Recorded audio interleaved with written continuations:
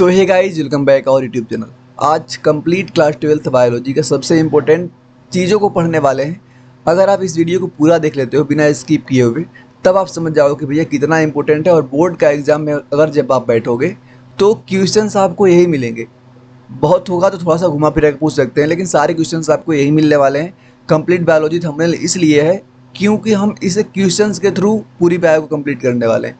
ठीक है ना। ऐसे नहीं कि एनसीईआरटी लाइन बाय लाइन में पढ़ा दूँ जैसे कि अभी पढ़ाया जा रहा है, वैसे मैं नहीं करूँगा। मैं क्वेश्चन के थ्रू करवाऊंगा क्योंकि इनडायरेक्टली तुम्हें बोर्ड में क्वेश्चन से ही करने हैं। ठीक है ना। तो चलो हम स्टार्ट करते हैं। आपका जो पहला चैप्टर है, पहले यहाँ पर सेकंड लिखा है क्योंकि पहले पहला हुआ करता था। ठीक। तो सबसे पहला चैप्टर आपका क्या है? Sexual reproduction in flowering plant. तो अब ऐसा बताओ आप कि इसमें सबसे पहले इंपॉर्टेंट टॉपिक देख लो, और इसकी इंपॉर्टेंट टॉपिक की मैंने अलग से एक वीडियो बना दी है। ठीक है ना। उसको आप देख लेना, इसी वीडियो के जस्ट पहले है। वो जो वीडियो है ना, वो ज़्यादा इंपॉर्टेंट है। सोचो भैया कैसे, क्योंकि हमें पता चल जाएगा ना कि पूरा 5 मिनट की वीडियो है, लेकिन उसमें देख के पता चला जाएगा हमसे कि भैया अच्छा यह इंपॉर्टेंट, हमको यह पढ़ के जाना है। क्योंकि पूरी चीज़ हम पढ़ के एग्जाम में नहीं जाते हैं, एग्जाम में हम इंपॉर्टेंट ही पढ़ के जाते हैं। तो ठीक है, देखो डिस्क्राइब करना है structure and function of a pollen grain. तो पता ही होगा आपको। पहले बात बताओ, पोलन ग्रेन क्या होता है? पोलन ग्रेन के बारे में अगर आप सोचो तो वह मेल गैमिट होता है। क्या होता है? Male gamete. मेल गैमिट को बोलते हैं हम पोलन ग्रेन। फीमेल गैमिट क्या होता है आपका? जल्दी बताओ। एग। एग ही होता है ना।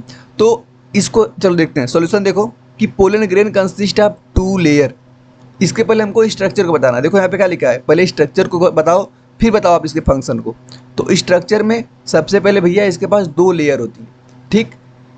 आओ अगली स्लाइड पे हम देखते हैं। दोनों लेयर में से ना एक लेयर का नाम होता है एक्साइन, जो कि किधर होती है? बाहर की साइड जो होती है उसका नाम होता है एक्साइन।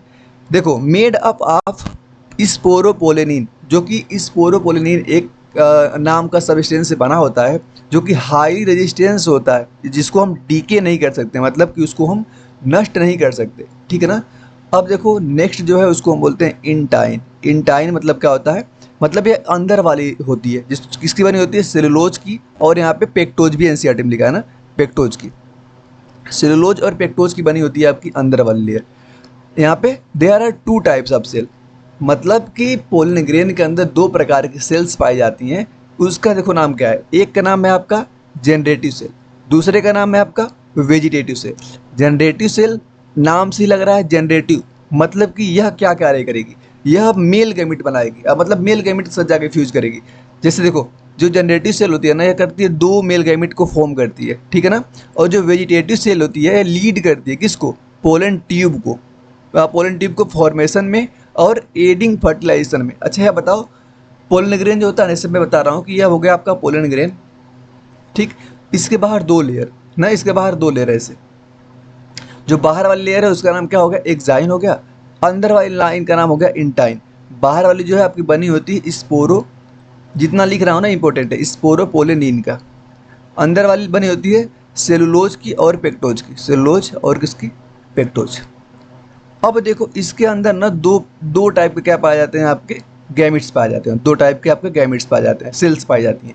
जो छोटी वाली सेल है ना, छोटी वाली, ये देखो एक बड़ी बनाया मैंने, एक छोटी बनाया है। जो छोटी वाली सेल है ना, उसका नाम होता है आपकी जनरेटिव सेल। जो बड़ी वाली सेल है ना, उसका नाम होता है आपका वेजिटेटिव सेल। ये जो छोटी वाली सेल होती है, इसका क्या कार्य होता है? यही रियल में ना फीमेल का जो गैमिट होता है उससे जाके मिलने का कार्य इसका होता है, छोटी वाली जनरेटिव सेल का। वेजिटेटिव सेल जो होती है, जैसे जैसे पोलन ग्रेन, ये जो आपको दिख रहा है ना, जैसे जैसे मैच्योर होता है ना, इसमें एक चीज़ फॉर्म होती है। रुको मैं बनाता हूँ, ध्यान से देखना। इसमें एक चीज़ फॉर्म होती है, उसको हम बोलते हैं पोलन ट्यूब। क्या बोलते हैं उसको? Pollen tube. 1 मिनट देखो,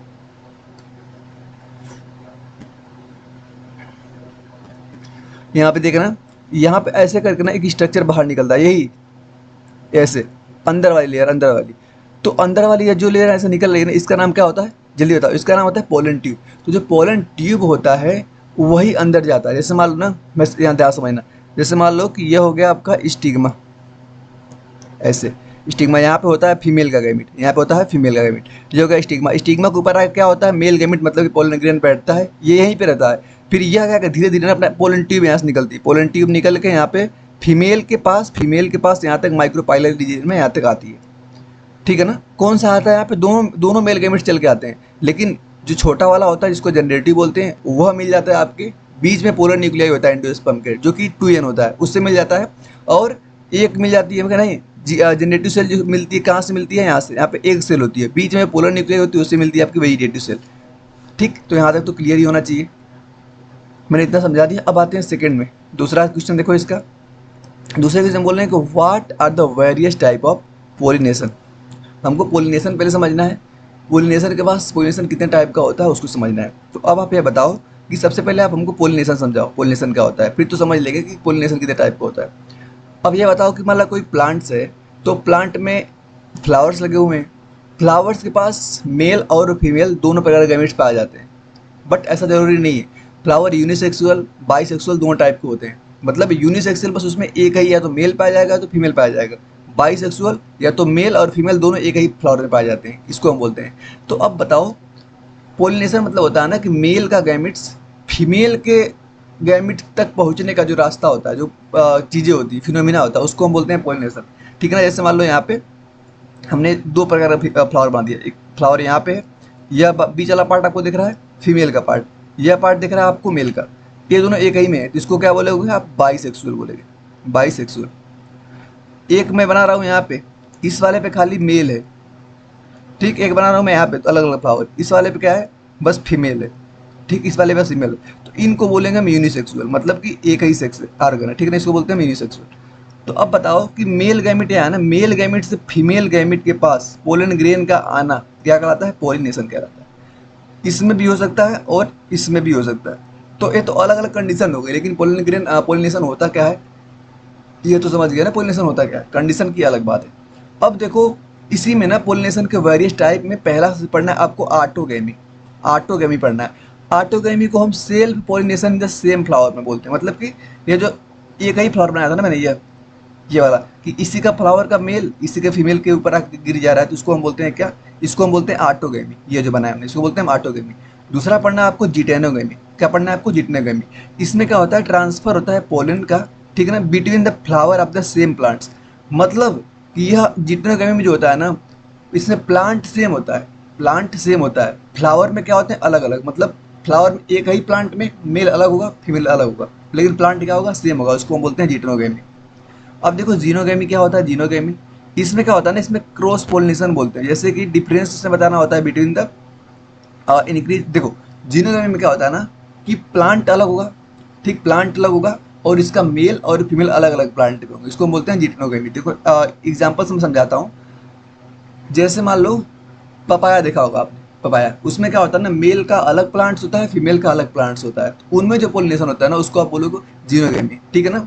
तो तीनों आप समझ गए, एक बार रिवीजन करवा दूँ। ऑटोगैमी में सेम फ्लावर में होगा, मेल और फ्लावर सेम ही फ्लावर में हो, तो इसको बोलते हैं ऑटोगैमी।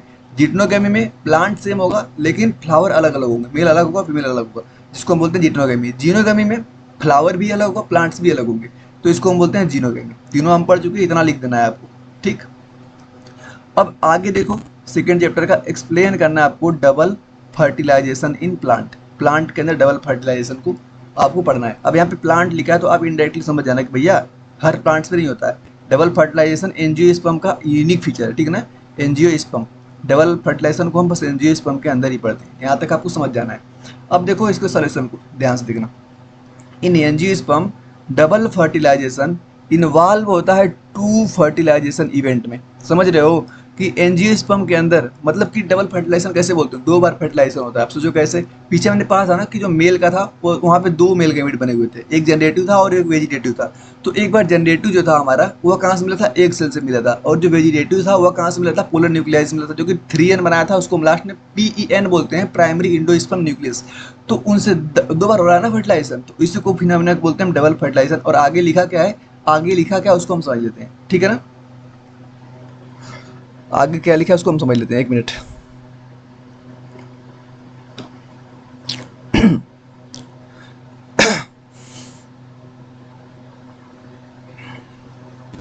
हाँ देखो लिखा है कि वन स्पर्म फ्यूज होता है एग से, तो उससे क्या बनता है, जाइगोट, उससे क्या बनता है, जाइगोट। द अदर फ्यूज करता है टू पोलर न्यूक्लियाई से, जिससे बनता है आपका ट्रिप्लॉइड्स इंडोस्पर्म, जिसको हम क्या बोलते हैं, PEN बोलते हैं ना, इसी स्ट्रक्चर का PEN। अब देखो this process is unique to angiosperm and ensure nourishment for the developing embryo. तो इतना आप लिखोगे तो आपको जितना नंबर एग्जामर को देना होगा इतने से आप समझ को आपको पूरा पूरा नंबर मिल जाएगा। लेकिन मैंने इसमें बहुत कुछ आपको समझा दिया, ठीक। और भाई हाँ, प्लीज़ वीडियो को पूरा देखा करो, और चीज़ें अगर पसंद आती हैं तो अपने दोस्तों वगैरह को भी बताया करो, क्योंकि चैनल अभी नया है, मेहनत बहुत की जाती है यहाँ पे, ठीक। सोचो अपने प्रिपरेशन के टाइम, मतलब प्रिपरेशन और जितना यहाँ पे आपको दिख रहा है, वीडियो एडिटिंग हुआ आपकी, फिर ये थंबनेल हुआ, फिर आपकी पीडीएफ्स हुए जो कि फिर टेलीग्राम को मैनेज करना हुआ, सारा काम करना पड़ता है। तो आप एक बार रियल लाइफ में देखोगे तो बहुत मेहनत लगता है। तो थोड़ा बहुत आप अगर चाहो तो सपोर्ट कर लिया करो, लाइक वगैरह करके इतना बता दिया करो, हाँ भैया पसंद चीज़ें आ रही हैं हमें, ठीक है, ताकि ये लगा कि हाँ मेहनत करें उसका कुछ आउटपुट आ रहा है नहीं आ रहा है। अब देखो chapter number 3, human reproduction. Human reproduction, तो ह्यूमन रिप्रोडक्शन में आपको क्या पढ़ना है, देखो ये क्वेश्चन अगर आप पढ़े हैं ना मेरे से, तो मैंने अलग से एक वीडियो बनाई है ह्यूमन रिप्रोडक्शन के 10 ईयर के PYQ। तो उसमें सबसे इंपॉर्टेंट मैंने यही बताया था कि भाई आप स्पर्मेटोजेनेसिस और oogenesis को पढ़ लेना, आपको समझ लो कि बहुत ज़्यादा वाला फायदा हो जाएगा, क्योंकि क्या पता यही क्वेश्चन रिपीट हो जाए। बहुत ज़्यादा बार पूछा है, मतलब ना अल्टरनेट करके 17 में, 21 में, 23 में ऐसे पूछा है क्वेश्चन। तो इसलिए वाला बहुत इंपॉर्टेंट है, इसको ध्यान से देख लेना। क्वेश्चन क्या, आपको स्पर्मेटोजेनेसिस को और oogenesis को प्रोसेस को बताना है, ठीक है ना। तो एक बार पढ़ लो यहाँ पे, देखो स्पर्मेटोजेनेसिस, तो अगर मैंने वहाँ पे समझाया था सेम इसी तरीके से कि अब ना तुम्हें अगर मान लो नहीं समझ आ रहा है कि स्पर्मेटोजेनेसिस क्या होता है, oogenesis क्या होता है, तो एक बार तुम ध्यान समझना क्या कि भैया आप यह बताओ स्पर्मेटोजेनेसिस को मैं ब्रेक करूँ, तो ये देखो स्पर्म के अंदर और जेनेसिस के अंदर टूट रहा है। तो स्पर्म जो होता है ना वो क्या होता है, मेल का गैमिट होता है। क्या होता है, मेल गैमिट। और जेनेसिस का मतलब होता है ना फॉर्मेशन। फॉर्मेशन, तो भैया तो क्लियर हो गया कि formation of male gamete is called spermatogenesis. ऊ मतलब यहाँ से क्या होता है, एग होता है, एग। यहाँ पे भी जेनेसिस का मतलब formation. Formation of male gamete, एक क्या है, male gamete. Formation of male gamete is called oogenesis। तो भैया तो यहीं से क्लियर हो गया हमें।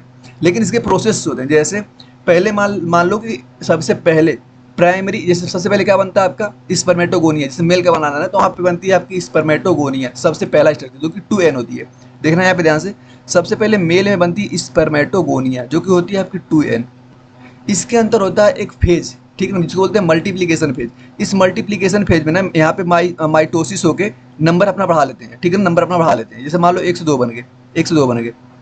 फिर इनके अंदर होता है ग्रोथ फेज। ग्रोथ फेज जो होता है ना, ग्रोथ फेज में क्या करती है, अपना साइज को इंक्रीज करती है। जैसे साइज को इंक्रीज करती है, इसका नाम हो जाता है प्राइमरी स्पर्मेटोगोनिया। प्राइमरी स्पर्मेटोगोनिया जो होती है यह भी होती है आपकी 2n। प्राइमरी स्पर्मेटोगोनिया जो बन गई ये होती है आपकी 2n।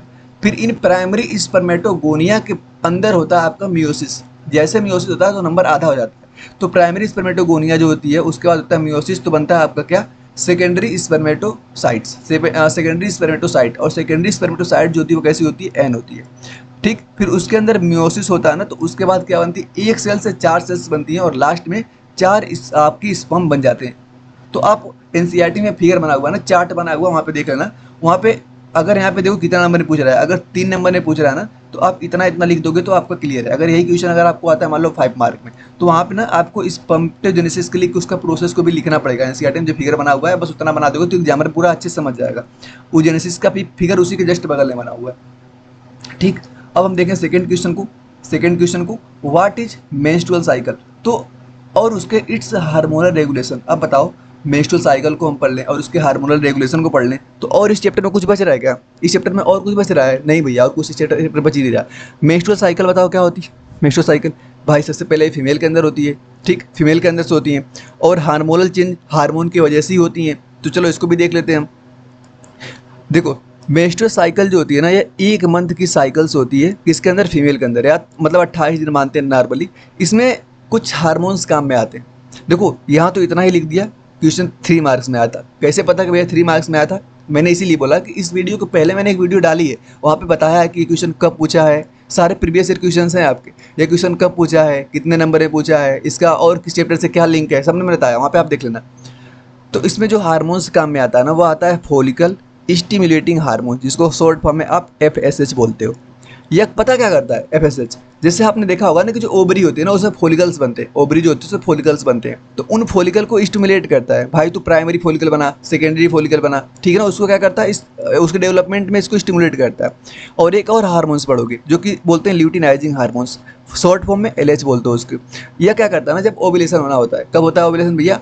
14th day of the menstrual cycle को आपको होता है क्या, ओव्यूलेशन।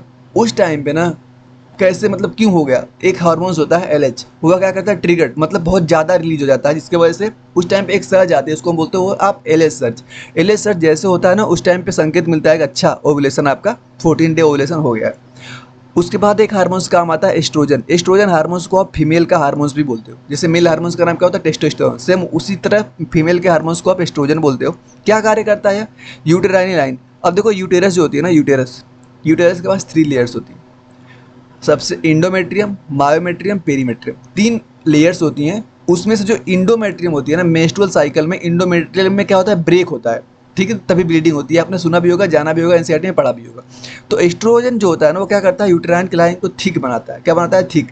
उसके बाद एक और हार्मोन्स होता है भाई, प्रोजेस्टेरोन, ठीक, इसका एक और नाम होता है, इसको हम प्रेगनेंसी हार्मोन भी बोलते हैं। क्या बोलते हो आप? प्रेगनेंसी हार्मोन्स, जिसको एस्ट्रोजन को, ये प्रेगनेंसी के टाइम बहुत हेल्प करता है। क्या करता है भाई? इट फर्टिलाइजेशन डज नॉट अगर, मतलब अगर प्रोजेस्टेरोन आपका है ना, ये अगर है तो ये मेंटेन करता है कि फर्टिलाइजेशन दोबारा ना हो। और क्या करता है? द लाइनिंग सेट्स, मतलब मेंस्ट्रुएशन को करवाने में बहुत बड़ी भूमिका होती है आपकी, किसकी? प्रोजेस्टेरोन की। तो यह क्वेश्चन क्लियर। अब देखो आते हैं अपने क्वेश्चन नंबर 3 पे। क्वेश्चन नंबर 3 पे आते हैं। यहाँ पे एक्सप्लेन करना है आपको the role of placenta during pregnancy. क्या बताना है आपको? एक्सप्लेन करना है the role of placenta during pregnancy. Placenta पता ना क्या होता है? प्लेसेंटा पता ना क्या होता है? चलो आगे देखो। द प्लेसेंटा सर्व करता है as a connection between the mother and foetus. क्या करता है? माँ के और बच्चे के बीच का जो कनेक्शन होता है ना, उसी को क्या करता है? फुलफिल करता है कौन? प्लेसेंटा।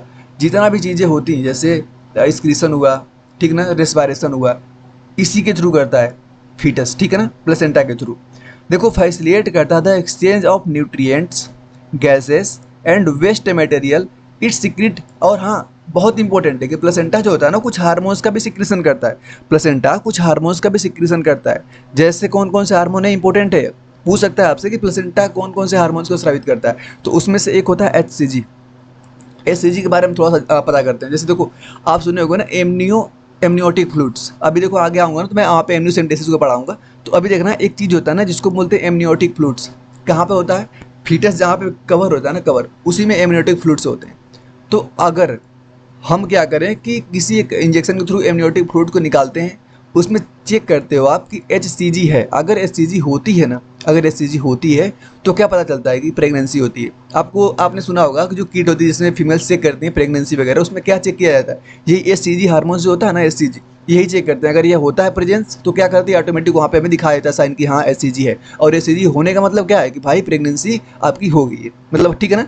तो ये हार्मोन्स होता है आपका HCG वाला। एक और हार्मोन्स क्या, प्रोजेस्टेरोन करता है, मतलब कि यहाँ पे देखो, और एस्ट्रोजन। पूछेगा क्वेश्चन आपसे क्या कि जो प्लेसेंटा होता है वह कौन कौन से हार्मोन्स सिक्रीट करता है, तो आप बोलोगे एक HCG, दूसरा बोलोगे आप प्रोजेस्टेरोन, तीसरा बोलोगे आप एस्ट्रोजन। इन तीनों का स्राव करता है सिक्रेशन कौन?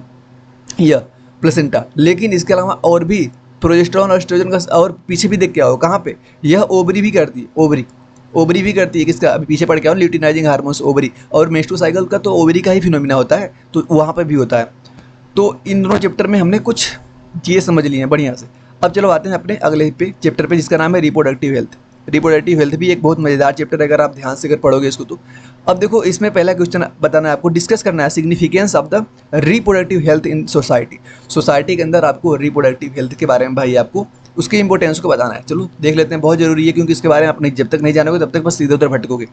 देखो रिप्रोडक्टिव हेल्थ जो है ना, वह इंश्योर प्रॉपर रिप्रोडक्टिव फंक्शंस, जैसे क्या बताती है, safe sexual practice and family planning के बारे में, reducing disease transmission, population growth and improving the maternal and child health, strategy like awareness programmes, contraceptive and the child health care service help achieve to this. कहने का मतलब इनका है कि देखो, सबसे पहले सेफ सेक्सुअल प्रैक्टिस, अगर आपको इसके बारे में नॉलेज नहीं होगा तो आप नई चीज़ें कुछ समझ पाओ। सेक्सुअल रिप्रोडक्टिव हेल्थ जो चैप्टर है, यहाँ पे आपको क्या बताता है, सेक्स से रिलेटेड हर चीज़ को आपको साइंटिफिकली बताता है, ठीक है ना। क्योंकि साइंटिफिकली अगर सोचोगे तो ये चैप्टर बहुत ही खतरनाक है, मतलब बहुत ही, मतलब अलग अलग चीज़ें आपको सिखाएगा। क्योंकि बहुत लोग ऐसे हैं जो जिनको STD वगैरह का नाम ही नहीं सुना है, कि कुछ ऐसी भी चीज़ होती है जहाँ पे हमें STD फैलती है, और ऐसी होती बीमारी वहाँ पे कि बचना नामुमकिन है। अगर एड्स के बारे में अगर लोगों को ना पता हो तो फिर बहुत, मतलब एड्स इतना क्यों फैल रहा है? क्योंकि लोग उसके बारे में अवेयरनेस मतलब नहीं अवेयर नहीं है, इसलिए फैल रहा है। तो वही कहने का मतलब है कि रिप्रोडक्टिव हेल्थ जो है ना इंश्योर करती है प्रॉपर रिप्रोडक्टिव फंक्शन के बारे में, ठीक है ना, प्रॉपर रिप्रोडक्टिव फंक्शन के बारे में बताती है हमको। सेक्सुअल मतलब फैमिली प्लानिंग करना है तो उसमें क्या दिक्कत होता है, जैसे मान लो कि हमें वेरियर मेथड्स के बारे में पता ही नहीं है, ठीक, तो वहाँ पे फैमिली प्लानिंग प्रोग्राम्स जो होती है, पॉपुलेशन कहाँ पे रुक पाएगा फिर, है कि नहीं? तो यह चीज़ें हैं, यहाँ पे देख लेना, इतना लिखोगे तो आपका क्वेश्चन 3 मार्क्स में आया था। अब देखो अगला पढ़ना है हमको ना, कॉन्ट्रासेप्टिव मेथड। क्या पढ़ना है? Contraceptive methods. सॉल्यूशन देखो यहाँ पे, कॉन्ट्रासेप्टिव मेथड्स जो होते हैं उसमें सबसे पहला मेथड जो होता है ना, इसको हम बोलते हैं बैरियर मेथड। क्या बोलते हो आप? Barrier methods. एग्जाम्पल देखो, कॉन्डोम्स। यह प्रिवेंट करता है ना स्पर्म को एग तक पहुँचने के लिए। अब बताओ, जो एग होता है कहाँ, किसके पास होगा? फीमेल के पास होगा, ठीक। स्पर्म किसके पास होगा? मेल के पास होगा। अगर मेल से स्पर्म निकल रहा है, हम उसको फीमेल के एग तक पहुंचने ही ना दें, तो क्या फर्टिलाइजेशन होगा? प्रेगनेंसी होगी? नहीं होगी। तो उसी को रोकने का काम करता है। और इसका कॉन्ट्रासेप्टिव मेथड का मतलब ही होता है प्रेगनेंसी को रोकने को ही कॉन्ट्रासेप्टिव मेथड बोलते हैं। तो प्रेगनेंसी हुई? नहीं हुई। दूसरा जो आपको पढ़ना है वो क्या हो गया? Hormonal methods. भैया हार्मोनल मेथड्स, इसमें क्या करते हैं ना, कुछ पिल्स देते हैं जो कि रेगुलेट्स करती है हार्मोन्स को। जैसे मैंने बताया कि फीमेल में एग निकलता है, ठीक, फीमेल में एग निकलता है, एग को कंट्रोल कर रहे थे कुछ हार्मोन्स। कौन कौन से हार्मोन्स कर रहे थे? कि फीमेल के अंदर हार्मोन्स निकलते हैं, बोला था कौन कौन से भाई? प्रोजेस्टेरोन, एस्ट्रोजन, ये सब जो हार्मोन्स थे क्या करवा रहे थे? फिर मेस्ट्रुअल साइकिल करवा रहे थे। तो अब ये बताओ कि अगर मैं उन्हीं को कंट्रोल कर लूँ, मैं उन्हीं कंट्रोल कर दूँ, प्रोजेस्टेरोन को निकलने ही ना दूँ, एस्ट्रोजन को बनने ही ना दूँ, तो अगर मैं उनके ऊपर कंट्रोल कर रहा हूँ तो वह क्या हार्मोनल चेंज कर रहा हूँ ना मैं। तो जब उनके ऊपर कंट्रोल करूंगा तो ओव्यूलेशन होगा नहीं, ओव्यूलेशन होगा नहीं तो एग आएगा नहीं, एग जब आएगा नहीं तो स्पर्म तो भाई जाके वहाँ पे क्या करेगा, क्योंकि एग है ही नहीं तो फर्टिलाइज किससे करोगे? तो हार्मोन में भी चेंज करके हम क्या कर सकते हो, हम यहाँ पे कंट्रासेप्टिव मेथड्स मतलब बैरियर का मतलब हम यूज कर सकते हैं। दूसरा देखो आईयूडी, क्या नाम है? आईयूडी फुल नेम देखो, इंट्रा यूटेराइन डिवाइसेस। यहाँ पे क्या होता है ना, हम इम्प्लांटेशन को और फर्टिलाइजेशन को प्रिवेंट करते हैं कुछ डिवाइसेस के थ्रू। एनसीईआरटी में लिखा हुआ है, पढ़ लेना, क्योंकि 3 मार्क्स में तो इतना हम नहीं यहाँ पे देखेंगे। नेक्स्ट मेथड जो होता है सर्जिकल मेथड। सर्जिकल मेथड भाई हमें क्या करना है? सिस्टम हटा दो। सर्जिकल मेथड में क्या करना है ना, जैसे कि मान लो जो मेल का आपका रिप्रोडक्टिव सिस्टम होता है और फीमेल का रिप्रोडक्टिव सिस्टम होता है।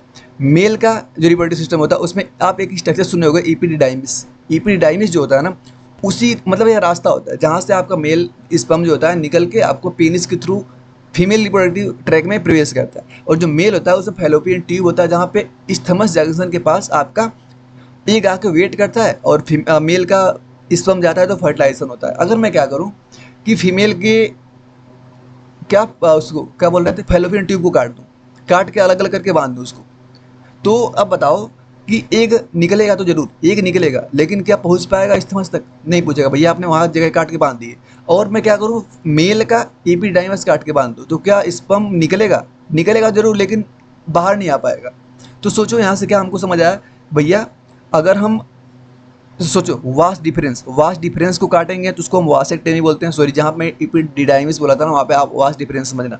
और अगर हम फैलोपियन ट्यूब को काटें तो उसको टीवेक्टोमी बोलते हैं। क्वेश्चन सिंपल यही पूछ देता है, कितना बार PYQ आया है नीट में, तो आप यहाँ से समझ लेना कि कैसे समझोगे आप। जो वास्ट डिफरेंस होता है मेल का पार्ट होता है, वास्ट डिफरेंस होता है मेल का पार्ट होता है, और ट्यूब मतलब फैलोपियन ट्यूब जो होती है फीमेल की पार्ट्स होती है। तो वहाँ से हम यह समझ गए कि भैया ठीक है, ट्यूब काटेंगे तो टीवेक्टोमी, और वास्ट डिफरेंस काटेंगे तो वासेक्टोमिस। यह क्या करती है? यह भी प्रिवेंट करती है। This method help to control population and prevent करता है इस STI। या देखो STI क्या है भैया, यहाँ पे आगे STI होती है सेक्सुअल ट्रांसमिटेड इन्फेक्शन। इसको लिखना है तो, क्योंकि बहुत लोग यही भूल जाएंगे, सेक्सुअल ट्रांसमिस इन्फेक्शन। तो भाई यहाँ तक कोई दिक्कत? मेरे हिसाब से तो दिक्कत नहीं होना चाहिए। अब तुम बताना एक बार।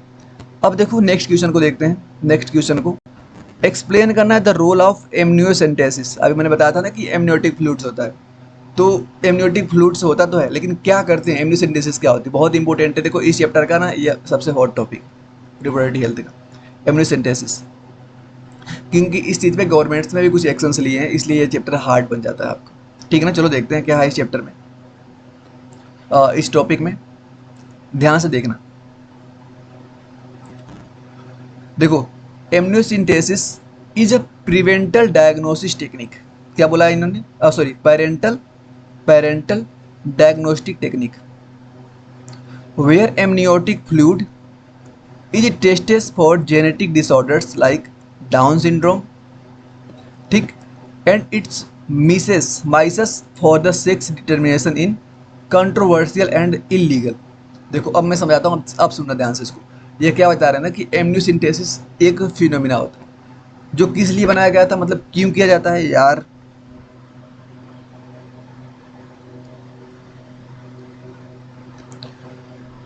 जो क्यों किया जाता है, तो जैसे मान लो ना कि पहले क्या होता था, जैसे मान लो कि अगर प्रेगनेंसी होने वाली है तो उस टाइम पे मैंने पहले बता ही दिया कि एमनियोटिक फ्लूइड में आप चेक करते हो, उसी में पता चलता है कि प्रेगनेंसी हो रही है। लेकिन जो उसमें मतलब लड़का है कि लड़की है, अगर लड़का होगा तो X Y chromosome amniotic fluids में आके तैरेंगे, लड़की होगी तो X X chromosome amniotic fluids के अंदर आके तैरेंगे। तो हमें यहाँ से पता क्या पता चला कि भैया ठीक है तैरेंगे तो उससे क्या आप कर लोगे आप, तो इसका गलत इस्तेमाल किया गया।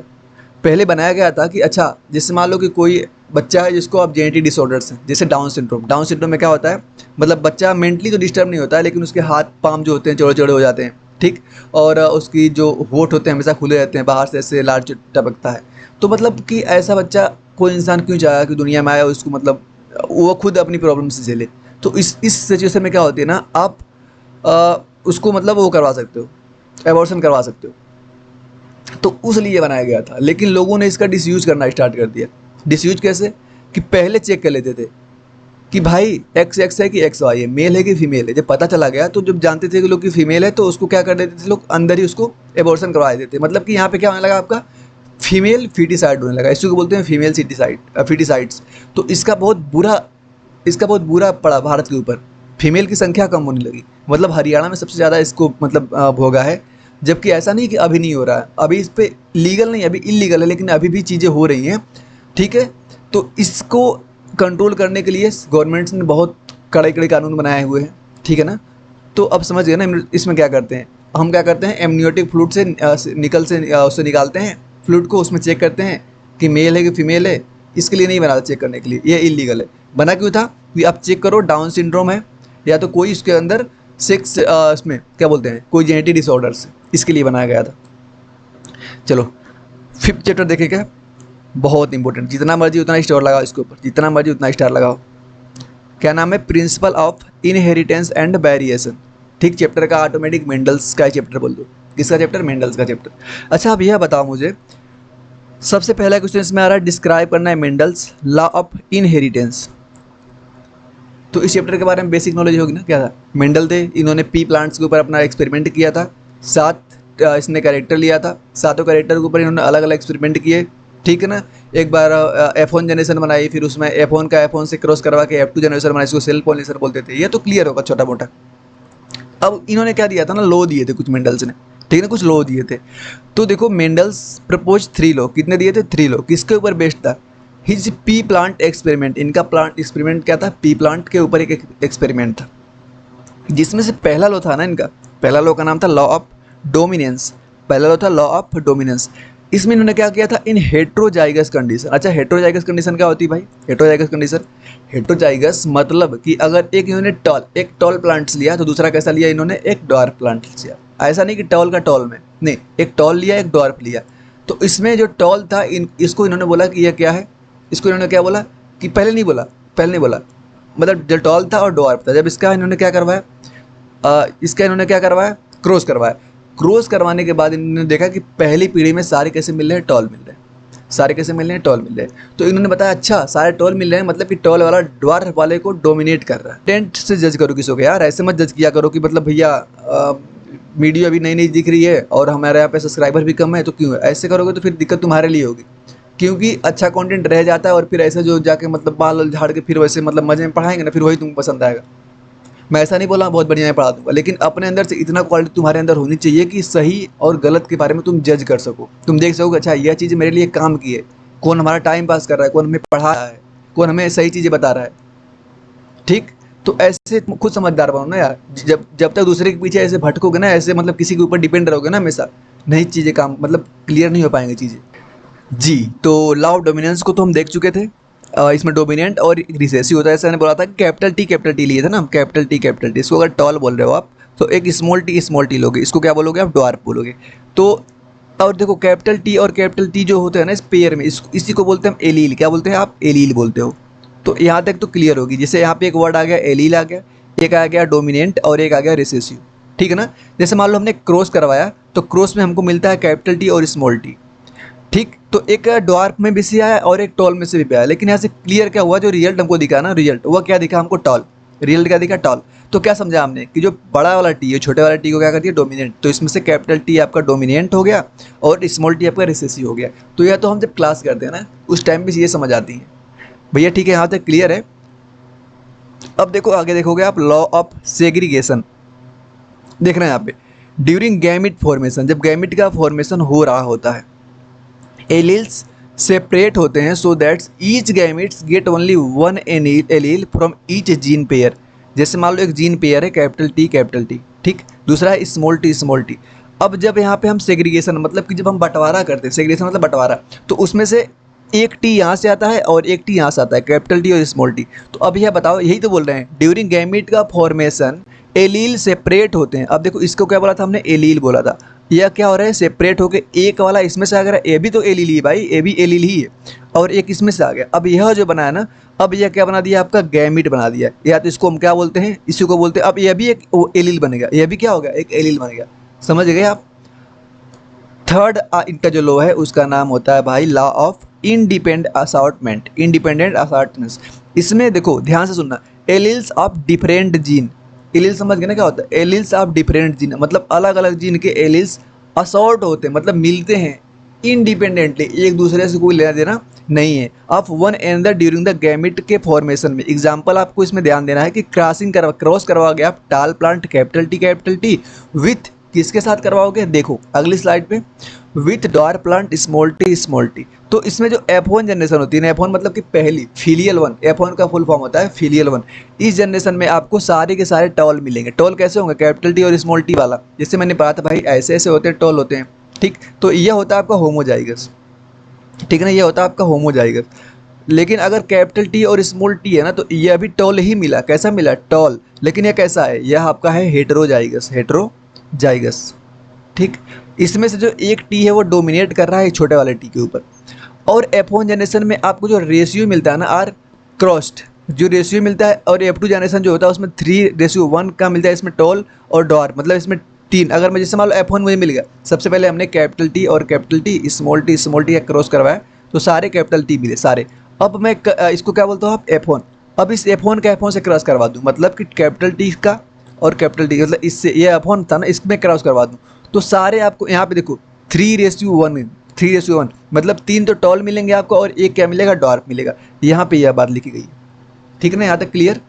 अब अगले क्वेश्चन पे आओ, इसी चैप्टर के, what is incomplete dominance. Incomplete dominance को बताना है, एक्सप्लेन करना विथ एन एग्जाम्पल के साथ। अब देखो इनकम्प्लीट डोमिनेंस से नाम से समझ आ रहा है कुछ, मतलब डोमिनेंस तो था, डोमिनेंस तो है लेकिन पूरा नहीं है, आधा है, मतलब कुछ दिक्कत है इसमें। देखो in incomplete dominance the heterozygous phenotypes, अर्थात देखो यहाँ पे दो चीज़ मैं समझाऊंगा। एक होता है फिनोटाइप, ठीक, एक होता है फिनोटाइप, दूसरा आप समझोगे जीनोटाइप। जीनोटाइप ध्यान सुना समझ जाओगे। अब देखो जीनोटाइप में जीन वर्ड आ रहा है ना, जीन। जीन क्या होता है, कैसा कैरेक्टर होता है, जीन हमें दिखता है क्या, जीन दिखता है क्या, नहीं। फिनोटाइप मतलब होता है ना, फिनोटाइप को अपने फेस से समझो, फेस हमें दिख रहा है, मतलब कि हम प्लांट के जिस कैरेक्टर को बाहर से देख पाते हैं, जैसे प्लांट की हाइट को हम देख ले रहे हैं, प्लांट टॉल है या डॉर्फ है, लेकिन प्लांट के अंदर gene capital T small T हमने जो बताया वो क्या है, जीन है, लेकिन जीन को नहीं देख पा रहे हैं, कैपिटल टी है कि स्मॉल टी क्या है, तो वह जो होगा ना उसका जीनोटाइप। अगर जीन में कोई चेंज हो रहा है जो कि हम नहीं देख सकते, वो जीनोटाइप है, लेकिन अगर उसमें ऐसा चेंज हो रहा है जिसको हम देख सकते हैं, ऑब्जर्व कर सकते हैं, उसको बोलते हैं फिनोटाइप। यहाँ तक क्लियर ना। तो देखो क्या लिखा है कि in incomplete dominance the zygote heterozygous phenotypes is in, क्या लिखा है, intermediate between the two homozygous phenomena. क्या बता रहे हैं, जैसे हमने अभी क्या पढ़ा। अब देखो यह जो दिख रहा हो ना आप, इनकम्प्लीट डोमिनेंस, यह एक्सेप्शन है, मतलब मेंडल का ये फॉलो नहीं करता है, मेंडल का रूल को फॉलो नहीं करता है। मेंडल ने क्या बोला था, जब आप पहले क्या कराओगे, क्रॉस कराओगे कैपिटल टी में स्मॉल टी में, जब आप क्रॉस करवाओगे तो पहला जो आपको F1 मिलना चाहिए, सारे के सारे कैसा मिलना चाहिए, टॉल मिलना चाहिए। मेंडल ने ही बोला था ना। लेकिन जो इनकम्प्लीट डोमिनेंट जो होता है ना, ऐसा नहीं बोलता। उसने बोला कि अगर तुम क्रॉस करवाओगे तो भाई बीच में इंटरमीडिएट ही बन सकता है, मतलब टॉल डॉर्फ के साथ बीच में ऐसा भी तो होता है जिससे मिडिल की हाइट हो, जैसे ऐसा तो पॉसिबल नहीं है एक टॉल हो एक ड्वार्फ हो, तो उसके बीच की भी तो कुछ हाइट होती है ना, तो वो भी तो पॉसिबल है ना। तो इन्होंने बोला कि भैया ऐसा भी हो सकता है, तो उसको हम बोलते हैं इनकम्प्लीट। इसके कुछ एग्जाम्पल है, एनसीईआरटी में एक फिगर बना हुआ है स्नैपड्रैगन्स नाम से, तो इसको देखना। ये एग्जाम्पल आपका इनकम्प्लीट डोमिनेंस का है, बहुत इंपॉर्टेंट है। इसमें क्या कैसे करवाते हैं हम, क्रॉस करवाते हैं। रेड फ्लावर, स्नैपड्रैगन का रेड फ्लावर का क्रॉस करवाते हैं, इसको हम कैपिटल आर इन्होंने बोला, और व्हाइट फ्लावर से करवाते हैं, इसको इन्होंने स्मॉल आर बोला। तो इसमें से सारे देखो किसका करवा रहे हैं, रेड का करवा रहे हो और व्हाइट करवा रहे हो। तो रेड व्हाइट करवा रहे हो, तो इसी में से कोई एक बनना चाहिए, क्योंकि एक इसमें से डोमिनेंट होगा और एक कैसा होगा, रिसेसिव होगा, तो इन्हीं में से कोई बनना चाहिए। लेकिन भैया ऐसा नहीं होता, यहाँ पे कुछ देख रहे हो, पिंक बन गया, पिंक फ्लावर बन गया। तो इन्होंने क्या बोला कि भाई मेंडल जी आप यहाँ पे फेल हो गए। तो बिल्कुल यहाँ पे मेंडल क्या थे, फेल थे। F1 जनरेशन में कैसा बना, पिंक बना। F2 जनरेशन में फिर करवाया इन्होंने, जैसे पिंक का पिंक से क्रॉस करवा दिया F1 का F1 से, तो इनको फिनोटाइप का रेशियो जो मिला ना 1:1 मिला, और रेड और पिंक दोनों मिल गए। ठीक ना, यहाँ तक क्लियर है, यहाँ तक कोई दिक्कत नहीं होनी चाहिए। चलो अगली देखते हैं इनका क्वेश्चन। डिस्कस करना है हमको क्रोमोजोमल थ्योरी, देखो बहुत इंपॉर्टेंट है, क्रोमोजोमल थ्योरी को डिस्कस करना है of inheritance given the supporting evidence. Solution देखो, इसको क्रोमोजोमल थ्योरी ऑफ इनहेरिटेंस को देने वाले साइंटिस्ट का नाम था सटन एंड बावेरी। किसने दिया था, सटन एंड बावेरी ने। द क्रोमोजोमल थ्योरी क्या बोलती है कि that gene are locate on the chromosome. Gene कहाँ पे लोकेट होते हैं, सबके पता है, क्रोमोजोम के ऊपर जीन लोकेटर्स होते हैं, एंड फ्लो करते हैं the principle of Mendelian inheritance. चलो ठीक है, यहाँ तक तो बात समझ आ रही है। सपोर्टिंग एविडेंस क्या था इसका, Thomas Hunt Morgan. Thomas Hunt Morgan एक साइंटिस्ट थे जिन्होंने फ्रूट्स फ्लाई, जिसको हम ड्रेसोफिला बोलते हैं, इसके ऊपर एक्सपेरिमेंट करके क्या कर दिया था भाई, एविडेंस दे दिया था। ठीक है ना।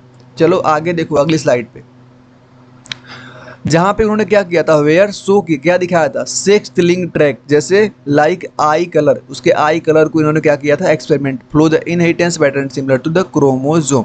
यह आपको इतना ही लिखना है, क्योंकि यह क्वेश्चन आपका 3 मार्क में आया है। अगर यह क्वेश्चन आपका 5 मार्क में आता है तो आपको यहाँ पे क्रॉस करवाना पड़ेगा, कौन सा वाला, थॉमस मॉर्गन हंट वाला।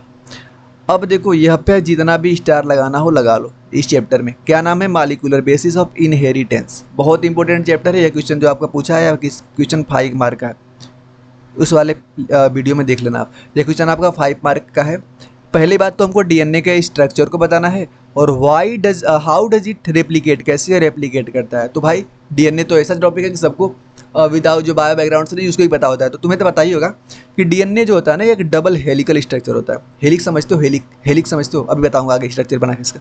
डबल हेलिकल स्ट्रक्चर होता है, मेड होता है न्यूक्लियोटाइड्स का। न्यूक्लियोटाइड किसे बोलते हो भाई, न्यूक्लियोटाइड किसे बोलते हो, जिसमें नाइट्रोजनस बेस, फॉस्फेट और शुगर मिलके बने होते हैं। मतलब न्यूक्लियोटाइड के अंदर कौन कौन से आते हैं, एक का होता है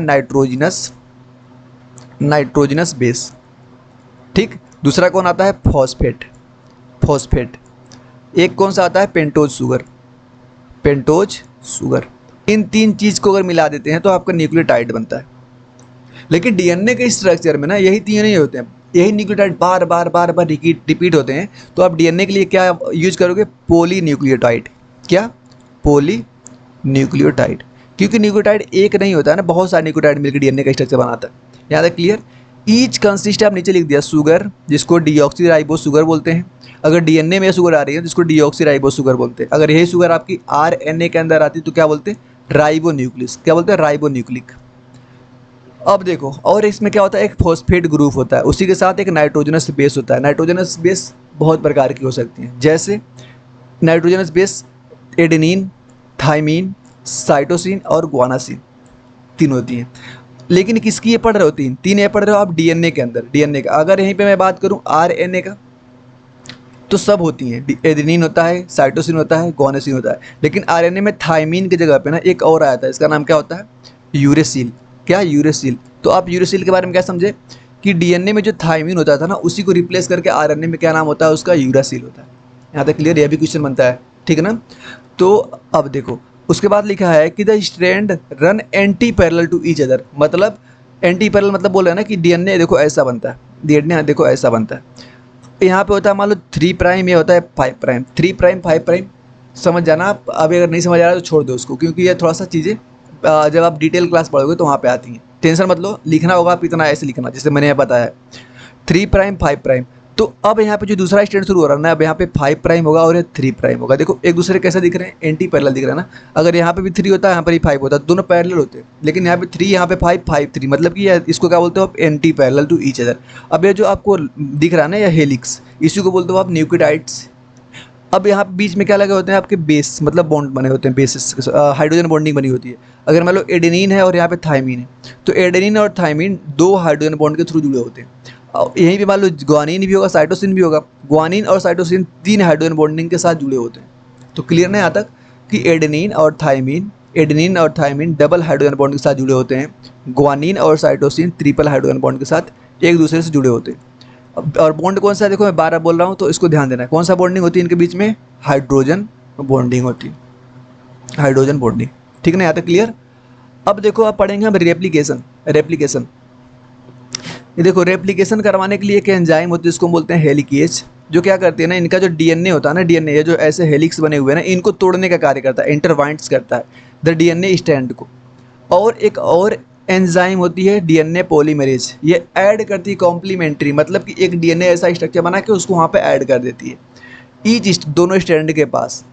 कौन सा एक स्टेज होता है, मॉडल होता है, इसको हम बोलते हैं सेमी कंजर्वेटिव मॉडल। इसमें क्या होता है कि where new DNA molecules consist of one old stand one old new stand, मतलब कि जो पुराना स्टैंड था ना, उससे एक नया स्टैंड बना के एक अलग डीएनए बना दिया, पुराना स्टैंड से एक नया स्टैंड बना के एक अलग डीएनए बना दिया। इसको हम बोलते हैं क्या, इसी को चीज़ को हम बोलते हैं क्या, सेमी कंजर्वेशन मॉडल। ठीक, सेमी कंजर्वेशन मॉडल। तो यह भी भाई क्लियर होगा, 5 नंबर में इतना लिख दोगे बहुत है। और यहाँ पे स्ट्रक्चर बना दोगे तब तो भाई वहाँ पे मतलब वो हो गया, ज़बरदस्त चीज़ हो गई। अब देखो आगे आओ, नेक्स्ट क्वेश्चन इस चैप्टर का, डिस्क्राइब करना है the role of mRNA। mRNA के रोल को डिस्क्राइब करना है in protein synthesis. Protein synthesis में mRNA का क्या रोल होता है, चलो देखते हैं। mRNA जो होता है वो कैरी करता है किसको, genetic code from DNA to ribosome. क्या बोला हमने कि mRNA पहली बात तो क्या करता है, प्रोटीन सिंथेसिस में मदद करता है। कैसे करता है, यह देखो जेनेटिक कोड जो होते हैं ना, mRNA कैरी करता है genetic code from the DNA to the ribosome, DNA से राइबोसोम तक लाने में क्या करता है, मतलब यही का mRNA काम करता है। Where it is translated into, ठीक है ना। इसके बाद क्या करता है, ट्रांसलेटेड इनटू करता है किसके अंदर, पॉलीपेप्टाइड चेन के अंदर। कब, इसी प्रोसेस को बोलते हैं हम ट्रांसलेशनल फेज। क्या बोलते हैं, ट्रांसलेशन। द mRNA, जो mRNA हमारा था वो सीक्वेंस को रीड करने में भी काम करता है। जैसे जो कोड होते हैं ना, कोड उनके सीक्वेंस को रीड भी यही करता है, जैसे हमारे कोड होते हैं। ग्रुप ऑफ द 3 न्यूक्लियोटाइड, कोडाउन क्या होता है, कोडाउन 3 न्यूक्लियोटाइड्स का एक ग्रुप होता है। Each specifying an amino acid, सब एक अलग अलग एमिनो एसिड के द्वारा कोड होते हैं। tRNA जो होता है ब्रिंग करता है corresponding amino acids and ribosome catalyse the formation of the peptides bond between the amino acid. मतलब बता रहे हैं कि एमिनो एसिड यानी कि प्रोटीन, एमिनो एसिड मतलब क्या होता है, प्रोटीन। एमिनो एसिड जो होती है प्रोटीन की एक मतलब मोनोमर यूनिट होती है, बहुत सारे एमिनो एसिड को मिलकर हम प्रोटीन बनाते हैं। तो जब एक एमिनो एसिड दूसरे एमिनो एसिड से अगर जुड़ी होती है तो उसके बीच में जो बॉन्ड होता है, उस बॉन्ड का नाम क्या होता है, उस बॉन्ड का नाम होता है पेप्टाइड बॉन्ड। क्या नाम होता है, पेप्टाइड बॉन्ड। तो यह भी सिंपल सा क्वेश्चन आपसे पूछा जा सकता है। तो यहाँ पर भी कोई दिक्कत, चलो यहाँ पर भी कोई दिक्कत नहीं होगी। इस क्वेश्चन को देखो, व्हाट इज जेनेटिक कोड। भैया जेनेटिक कोड क्या होता है इसके बारे में थोड़ा सा बता दो, और इसके एक्सप्लेन को करेक्टरिस्टिक एक्सप्लेन भी करो इसको। चलो सोल्यूशन देखो इसका। द जेनेटिक कोड जो होता है ना, यह सेट होता है rule by which information encode करता है किसको, इन mRNA sequence is translated into the protein. चलो प्रोटीन को ट्रांसलेट करता है, चलो ठीक है यहाँ तक तो clear. Characteristics of the genetic code, सबसे पहले ट्रिपलेट होता है, मतलब ईच कोडोन कंसिस्ट करता है 3 न्यूक्लियोटाइड्स। यूनिवर्सल होता है, मतलब कि it nearly same in all organism, हर ऑर्गेनिज्म में लगभग सेम होता है। डीजेनरेट, मतलब कि some amino acids are coded by more than one codon, मतलब कि एक अमीनो एसिड एक को कोड करती है, हमेशा के लिए सही नहीं है। कुछ एमिनो एसिड ऐसी भी होती हैं कि एक से ज़्यादा को भी कोड करती हैं जी। तो भाई डीजेनरेट देख चुके थे। अब अगला इसका जो नेचर होता है वो कैसा होता है, नॉन ओवरलैपिंग का नेचर। जैसे कोडॉन्स जो होते हैं रीड करते हैं one after other without overlap, मतलब बिना ओवरलैप हुए एक दूसरे को रीड करते हैं। तो यहाँ तक हम समझ लिए। देखो यहाँ पे मैं ऐसा बता रहा हूँ कि अगर ऐसा क्वेश्चन आएगा ना, तुम्हें कैसे टैकल करना है, कैसे लिखना है, जैसे मैंने बताया ना वैसे वैसे आपको लिखना है, ठीक है ना। अब और क्वेश्चन यही आएंगे, बता भी दे रहा हूँ, क्वेश्चन यही आएंगे। एक बार इस लेक्चर को देख के बढ़िया समझ के फिर ही एग्जाम में जाना, पूरी एनसीईआरटी तो पढ़ी तुम रहो, मुझे पता है एनसीईआरटी पढ़ रहे हो, क्वेश्चन कर रहे हो, सॉल्व कर रहे हो, लेकिन इंपॉर्टेंट इसको बिना किए नहीं जाना है, क्योंकि यह क्वेश्चन आपका सीधे एग्जाम में आएंगे और ऐसे लिखोगे तो आपका नंबर अच्छा मिलेगा। स्टार्ट करना है हमको, एक होता है स्टार्ट कोड और एक होता है स्टॉप कोडन। जैसे AUG जो होता है इसको हम बोलते हैं स्टार्ट कोडन, और UAA, UAG, UGA इन तीनों को बोलते हैं हम क्या, स्टॉप कोडन। जैसे युवा, उआग, युगा, मैंने ऐसे याद किया, युवा, युगा, युआग, मतलब इन तीनों को बोलते हैं हम स्टॉप कोडन। नेक्स्ट चैप्टर में हम घुसने वाले हैं, इसका नाम क्या है, एवोल्यूशन। अब इस चैप्टर को देखते हैं भाई। एवोल्यूशन जो होता है ना, इसमें पहला क्वेश्चन हमसे पूछ रहे हैं, आप भाई एक्सप्लेन करो Darwin's theory of natural selection को, जो कि प्रोवाइड, और इसका एक एग्जांपल भी दो एडाप्टेशन का। चलो देखते हैं कि Darwin's theory suggested that the organism with favourable trades and more likely to survive and the reproduce. चलो ठीक है, इनके कहने का मतलब है ना कि जो हमारी नेचुरल सिलेक्शन की जो थ्योरी थी, या क्या बताती है कि जो रिप्रोडक्टिवली फिट है वही सर्वाइव कर सकता है, passing these trade to next generation. और यह जो ट्रेड्स होते हैं ना, जो ट्रेड्स होते हैं वो अगले जनरेशन में पास होते हैं, ठीक है ना। Over times this lead to the evolution of the species. समय बीतने के साथ स्पीसीज में एवोल्यूशन होने का कारण भी यही बनते हैं। तो यहाँ तक क्लियर।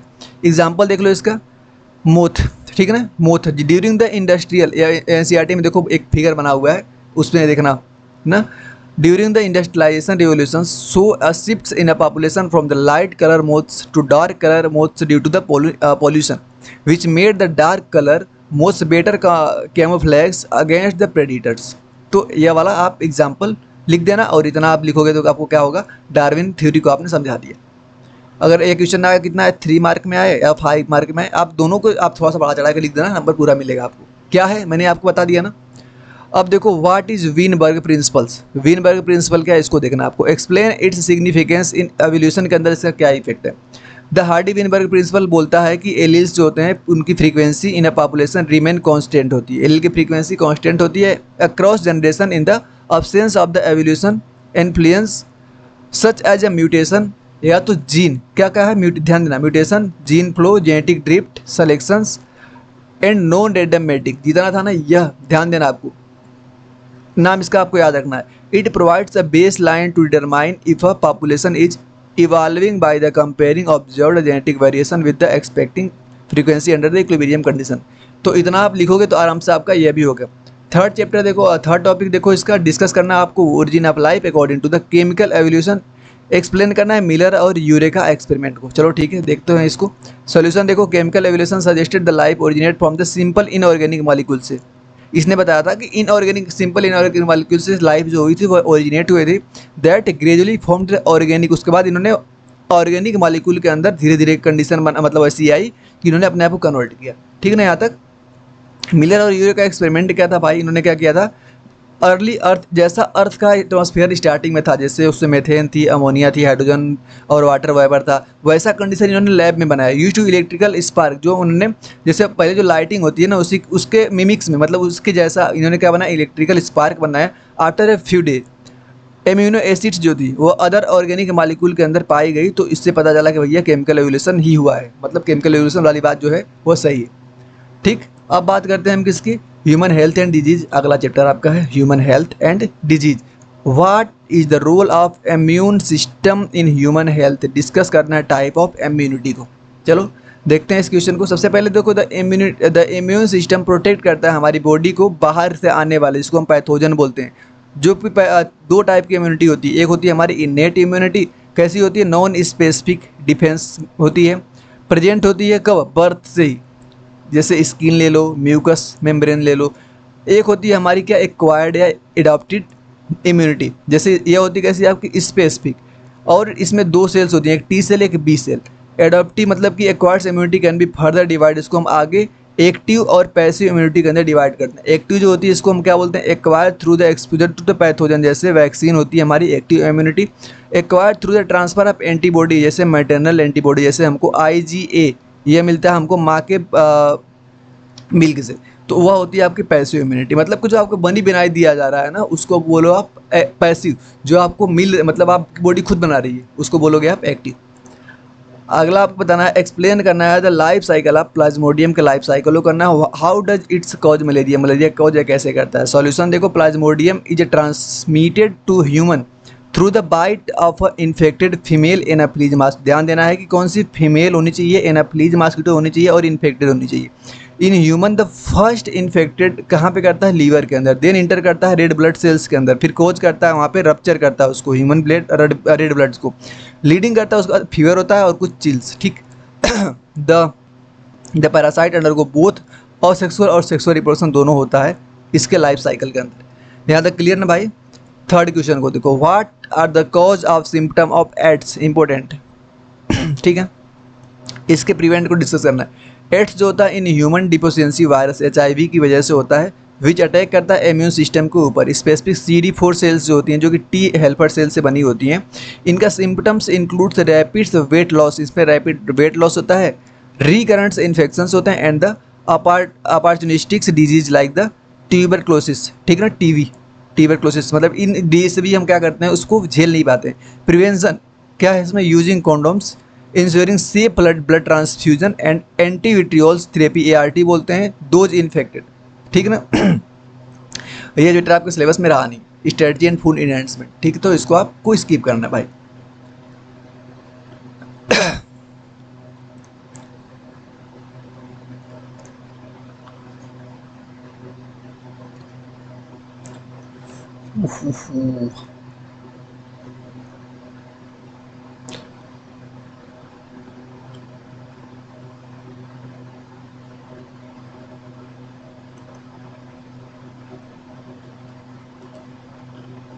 ये बच रहा है ना, माइक्रोब्स इन ह्यूमन वेलफेयर। इसमें हमको एक्सप्लेन करना the role of microbes in sewage treatment और इसके डिस्कस करना है इसके प्रोसेस के ऊपर। अच्छा चलो ठीक है, अब बताओ हमको कि जो माइक्रोब्स होता है प्ले करता है crucial role in sewage treatment through the breakdown of organic matter को। द प्रोसेस इन्वॉल्व, इसमें 2 स्टेज इन्वॉल्व होते हैं। पहला स्टेज का नाम क्या है, 1 मिनट, पहला स्टेज का नाम है आपका प्राइमरी ट्रीटमेंट, जिसको हम physical removal of the large solid through the filtration and the sedimentation बोलते हो आप।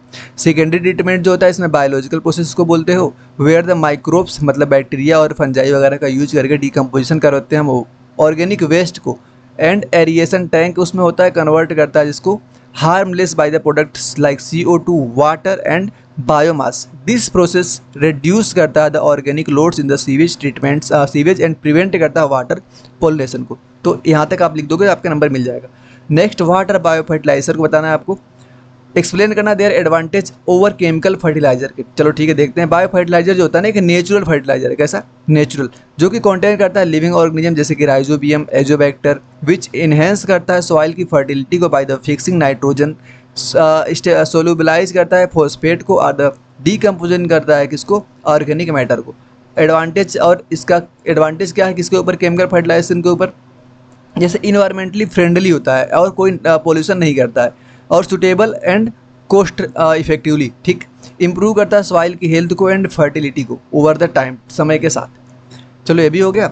अब देखो how the microbe used in production of the antibiotic. Antibiotic बनाने के लिए माइक्रोब्स का यूज हम कैसे करते हैं। सॉल्यूशन देखो यहाँ पे, माइक्रो ऑर्गेनिज्म जैसे कि बैक्टीरिया हुआ, आपका फंजाई हुआ, प्रोड्यूस करती है एंटीबायोटिक दैट एग्जिबिट किल करती अदर माइक्रोब्स को। फॉर एग्जांपल जैसे पेनिसिलिन, पेनिसिलिन क्या एक एंटीबायोटिक है जो कि फंगस पेनिसिलियम नोटाइटम से प्राप्त की गई थी, जिसका यूज करते हैं हम बैक्टीरिया के इन्फेक्शन को, बैक्टीरिया को मारने के लिए इसका हम यूज करते हैं। किससे निकाला गया था देख लेना, फंजाई से, नाम क्या था, पेनिसिलियम नोटाइटम।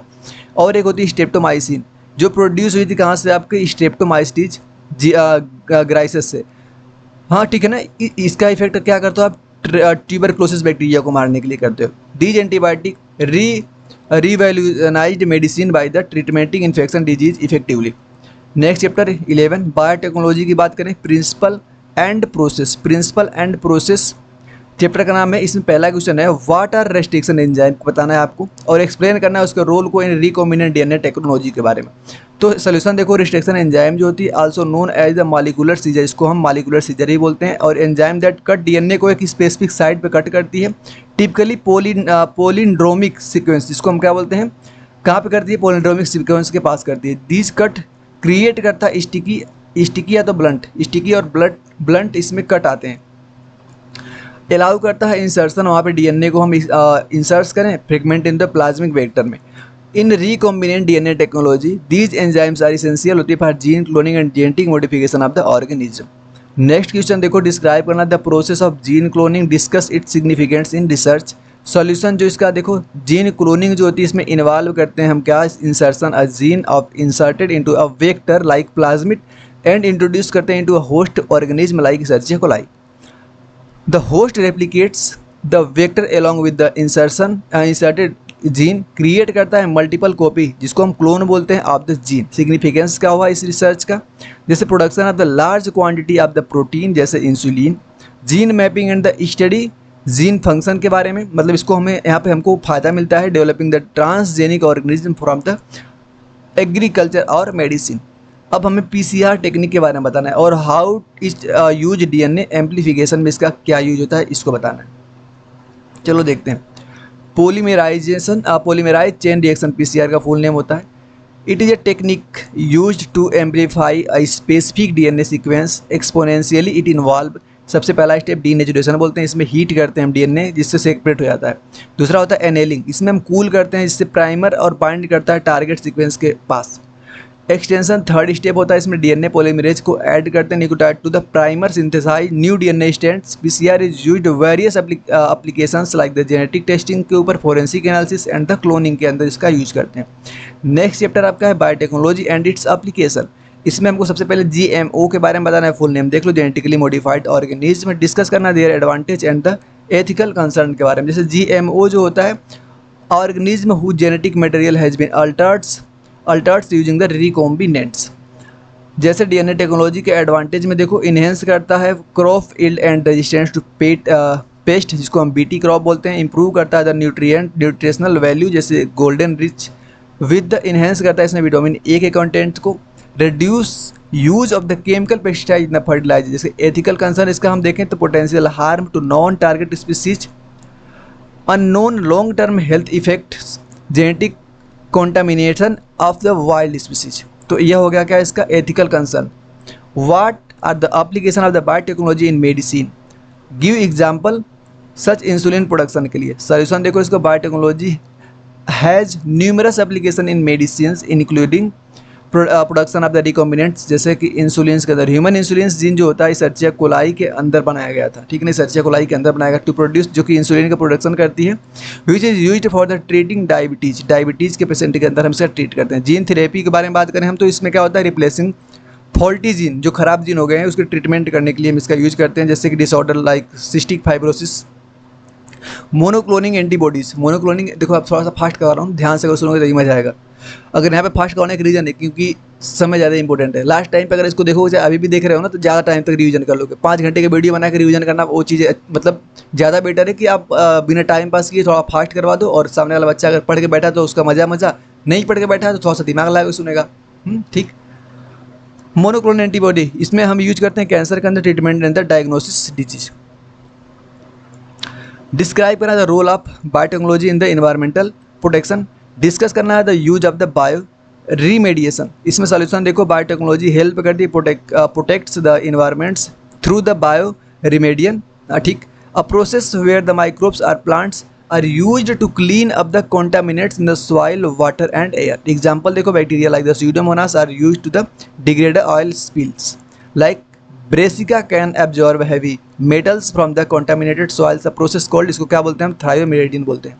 ठीक, अब देखो नेक्स्ट चैप्टर आपका ऑर्गेनिज्म एंड पॉपुलेशन।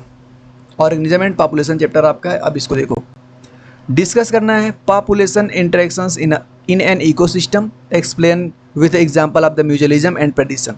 सॉल्यूशन देखो, organism like interaction various type of in ecosystem, जैसे म्यूचुअलिज्म देखो, बोथ स्पेसीज दोनों को अगर फायदा दोनों स्पीसीज को हो रहा है, जैसे bees and flowering plants, bees gets nectars while the plants get pollinated. Predation देखो, one species predates kills and the consumer another prey. The interactions help करता है regulates population size and maintain the ecological balance. Lion preying on the zebras. What is homeostasis, how do organism maintain its, इसको organism maintain कैसे करता है। Homeostasis the maintenance of the stable internal environments in the response to the external changes. Organism contents homeostasis. तो देखो सारे P Y Q हैं, तो यहाँ से अंदाजा लगा लेना कि अपने मन से मैं क्वेश्चन नहीं करवा रहा, रिपीटेड और भी एक से ज़्यादा बार रिपीट हुए हैं। और ऐसे ऐसे हैं कि इससे पूरा चैप्टर का आपका धीरे धीरे जो इंपॉर्टेंट चीज़ है हर चैप्टर का आपका यहाँ पे आ जाती है। एक होता है बिहेवियरल एडाप्टेशन, जैसे लिजार्ड इसके अंदर पढ़ते हैं, some of the regulates body temperature. Physiological mechanism में जैसे sweating in humans to cool down, इसमें क्या होता है, एक्सप्लेन करना है concepts of the ecological succession, discuss its type. Succession में ecological succession is a gradual process by which ecosystems change in the develop over time. Primary succession अगर lifeless area, मतलब पहले जो वहाँ पे कुछ नहीं हुआ करता था, अगर वहाँ बन रहा है उसको हम बोलते हैं प्राइमरी सक्सेशन, ठीक ना, जैसे वोल्केनिक आइसलैंड। सेकेंडरी मतलब लाइफ पहले से वहाँ पे थी लेकिन इस टाइम पे मतलब नहीं है, ठीक। Happen the area were the distribution community, जिसको फॉरेस्ट फायर, जैसे फॉरेस्ट फायर होगा, इससे वहाँ पे अभी कुछ नहीं है लेकिन पहले वहाँ पे फायर था ना, तो वहाँ पे इसका एग्जांपल देखना। But soil remains leading to the faster recovery, यहाँ पे रिकवरी फास्ट होती है। Ecosystem, what is energy flow, what is energy flow in an ecosystems, explain करना with the help of food chains solutions. Energy flow in an ecosystem is unidirectional, कैसी होती है, unidirectional, starting from the procedure plants to consumers, herbivores और carnivores and decomposers। Energy transferred होती है tropical level in food chains. For example देख लो, जैसे grass producer है यहाँ पे, डियर जो कि आपका प्राइमरी कंज्यूमर, उसको फिर लायन आपका होगा secondary consumer. Only 10% of energy is passed into the next tropical level while the rest is lost heat, और जो बची होती है वो हीट के रूप में लॉस हो जाती है।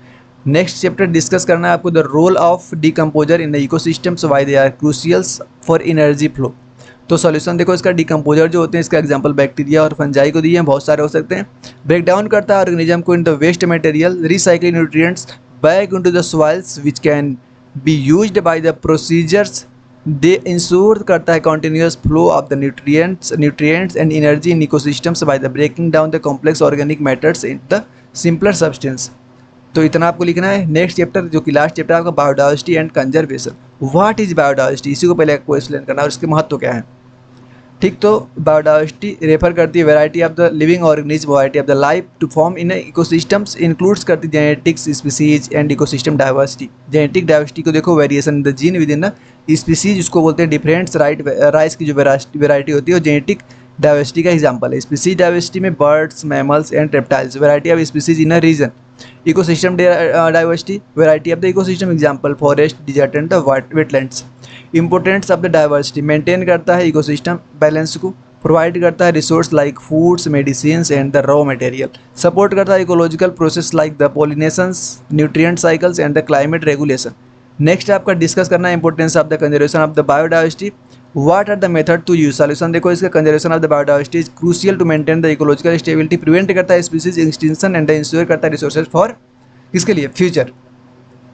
इसमें हमको दो मेथड पढ़ना होता है, एक होता है इन सीटू कंजर्वेशन, एक होता है ex situ conservation. In situ conservation क्या होता है, protecting biodiversity in natural habitats like the national parks, wild sanctuaries, biosphere reserve. Ex situ conservation में प्रिवेंटिंग करता है the components of the biodiversity outside their the natural habitats. Example देखो, botanical garden, zoos and the seed bank. What are the biodiversity hotspots?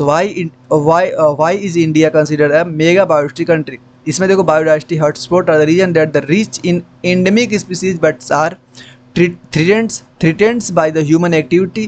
There are 36 global hotspots including the Western Ghat and the Himalayas in India. India is considered a mega biodiversity country because it harbors a high level of the biodiversity across the diversity ecosystems including rainforest, mountains, coral reefs. The country is home around the 8% of the world of total species. तो इस प्रकार यह chapter आपके से है नहीं, तो मुझे लग रहा है मैंने 1 घंटे के अंदर पूरी बायो को सारे इंपॉर्टेंट टॉपिक करवा दिया है। थोड़ा सा फास्ट करवाया है क्योंकि रिवीजन के जैसे मैंने यूज़ करवा रहा था। आई होप कि पसंद आएगा आपको, पसंद आया ना आए, लेकिन एग्जाम में क्वेश्चन मिलेंगे यहाँ से। तो अगर यहाँ तक कोई देखा है तो भाई सब्सक्राइब कर लेना, लाइक कर देना, ताकि लग जाएगा कि हाँ मैंने जो मेहनत की है, फास्ट करवाया लेकिन बनाने में बहुत मेहनत लगी, क्वेश्चन खोजने में, फिर उसको अरेंज करने में, तो उसके लिए मेहनत कर देना आप। धन्यवाद।